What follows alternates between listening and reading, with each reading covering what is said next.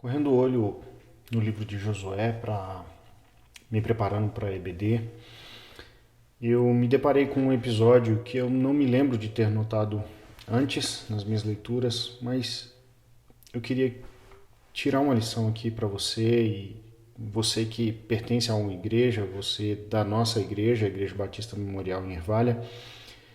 No capítulo 22 existe uma crise, porque a meia tribo de Manassés, mais os filhos de Ruben e os de Gade, que ficam para além do Jordão, na divisão da Terra Prometida, eles erguem um altar do lado do Rio Jordão, e isso parece uma afronta a Deus, e o restante das tribos se preparam para uma guerra, para eliminarem, para destruírem a terra onde aquele povo morava e trazê-los para perto para que eles não sejam eliminados.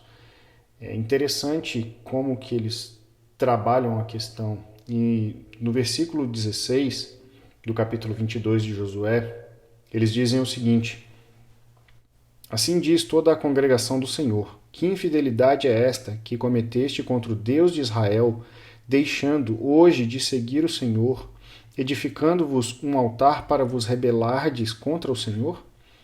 Acaso não nos bastou a iniquidade de Peor, de que até hoje não estamos ainda purificados, posto que houve praga na congregação do Senhor? Para que hoje abandoneis o Senhor? Se hoje vos rebelais contra o Senhor, amanhã se irará contra toda a congregação de Israel.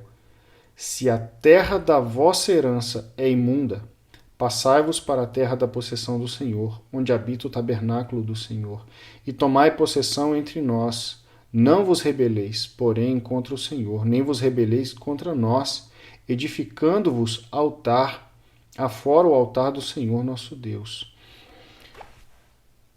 Essa passagem me chamou a atenção porque eles identificam um foco de idolatria ou um possível foco de idolatria e eles não deixam para lá, eles tomam partido, eles vão atrás do povo e eles querem resolver a questão de alguma forma.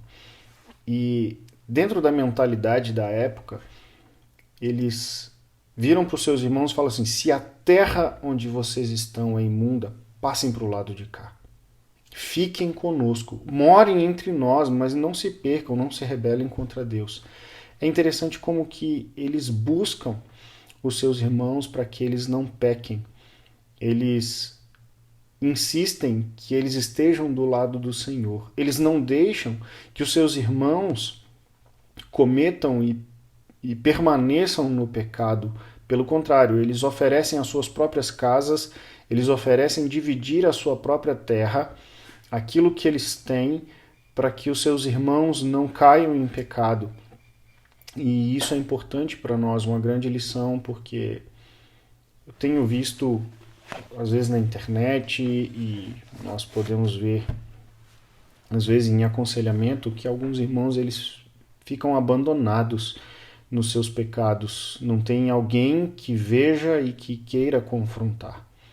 Muitos, inclusive, quando nós assustamos, estamos tendo que lidar com um caso de disciplina ou ouvimos alguma situação de disciplina porque um irmão que sabia não quis tomar partido, não quis participar do processo. Já naquele tempo, no tempo de Josué, nós temos uma lição preciosa de que nada do que temos é mais importante do que os nossos diante de Deus. E nós precisamos lutar uns pelos outros, lutar pela igreja, confrontar os pecados e nos oferecermos de fato para participarmos então da melhora, para participarmos da resolução do problema, tanto diante de Deus, especialmente buscando os nossos irmãos para que eles estejam próximos de Deus. Então fica aí o desafio: se você vê alguém em pecado, ore por essa pessoa e ore pedindo a Deus para que você possa participar do processo de resolução. Então você procure esse irmão que está em pecado, o confronte e ofereça a sua mão, o seu ombro amigo, os seus bens, aquilo que você tem. Ame sacrificialmente esse irmão para que ele possa retornar ao caminho do Senhor, retornar a sanidade e a santidade. Tá? Um abraço, fica com Deus.